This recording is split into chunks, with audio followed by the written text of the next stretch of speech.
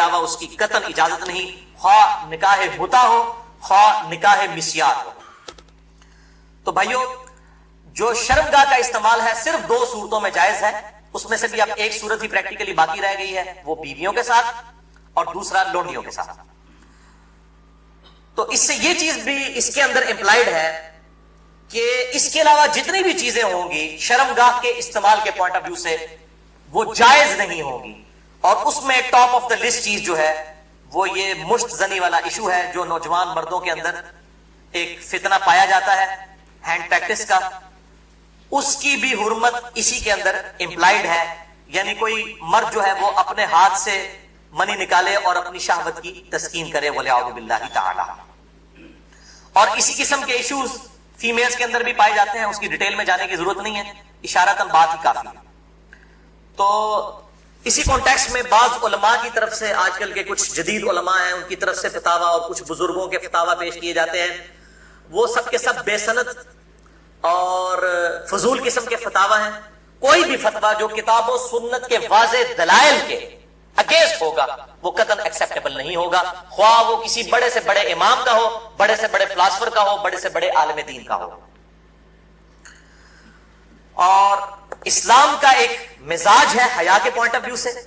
وہ ہر مسلمان کو پتا ہے، اس میں قطعاً کوئی گنجائش نہیں بنتی اس قسم کے کوئی برے فعل کی کہ کوئی شرمگاہ کے ساتھ اس طریقے سے کھیلے۔ تو یہ جو شرمگاہ والا معاملہ ہے اور مشت زنی والا جو ایشو ہے میرے بھائیوں، یہ نہ صرف حرام ہے یا چلے کوئی احتیاط کے اندر الفاظ استعمال کریں تو مکروہ تحریمی، بلکہ یہ گناہ بھی ہے، اور گناہ کبیرہ زنا کی طرف لے جانے والا ہے۔ اس سے روزہ بھی ٹوٹ جائے گا اور روزے کا کفارہ بھی وہ سخت والا 60 روزوں والا ادا کرنا پڑے گا،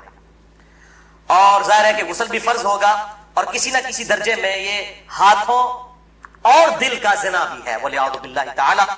چنانچہ اسی کانٹیکسٹ میں ایک بڑی کریٹیکل حدیث ہے، صحیح بخاری اور صحیح مسلم کی متفق علیہ حدیث ہے۔ صحیح بخاری میں 6612، صحیح مسلم میں 6754، اور مشکات میں بھی 86 نمبر پہ یہ حدیث موجود ہے کہ آپ صلی اللہ علیہ وسلم نے فرمایا کہ آنکھ کا زنا دیکھنا ہے، کانوں کا زنا سننا ہے، بے حیائی کی باتیں سننا، زبان کا زنا بولنا ہے، فحش گفتگو کرنا، ہاتھوں کا زنا پکڑنا ہے، ٹانگوں کا زنا چل کر جانا ہے، اور نفس تمنا اور آرزو کرتا ہے اور شرمگاہ اس کی تصدیق کر دیتی ہے، وَلِعَوْذُ بِاللَّهِ تَعَالَى۔ تعویل خاص کے اعتبار سے تو یہ زنا کے بارے میں ہے، تعویل عام میں ہینڈ پریکٹس والا جو مشت زنی کا ایشو ہے وہ بھی اسی کے اندر داخل ہے، وَلِعَوْذُ بِاللَّهِ تَعَالَى۔ اب ظاہر ہے کہ اگر اس قسم کی بیماری میں کوئی شخص مبتلا ہے، اس کا علاج کیا ہے؟ توبہ کرے اور اللہ کی طرف رجوع لائے، اور اللہ تعالیٰ نے اس حوالے سے ایک نیچرل پروسیس بھی رکھا ہوا ہے، یعنی مردوں کے لیے خصوصاً احتلام کا، نائٹ فال کا ایشو ہے کہ جو ایکسیسو اس طرح کی جو انسان کے جسم کے اندر مادے بنتے ہیں وہ آٹومیٹکلی ایک فزیکل فینومینا آف نیچر کے تحت نکل جاتے ہیں۔ بہرحال اپنی شہوت کو کنٹرول کرنے کے لیے آپ صلی اللہ علیہ وسلم نے علاج تجویز فرمایا، سب سے بڑا علاج،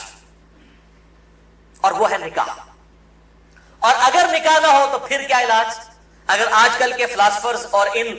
جو سو کالڈ بزرگوں کے فتوے مانے جائیں تو وہ تو کہتے ہیں کہ جی آپ نعوذ باللہ جو ہے وہ مشت زنی کر لیں، یہ علاج ہے۔ نبی صلی اللہ علیہ وسلم نے یہ علاج تجویز نہیں فرمایا۔ صحیح بخاری اور صحیح مسلم کی متفق علیہ حدیث ہے، بخاری میں 5066 اور مسلم میں 3398، اور مشکات میں بھی موجود ہے 3080 نمبر۔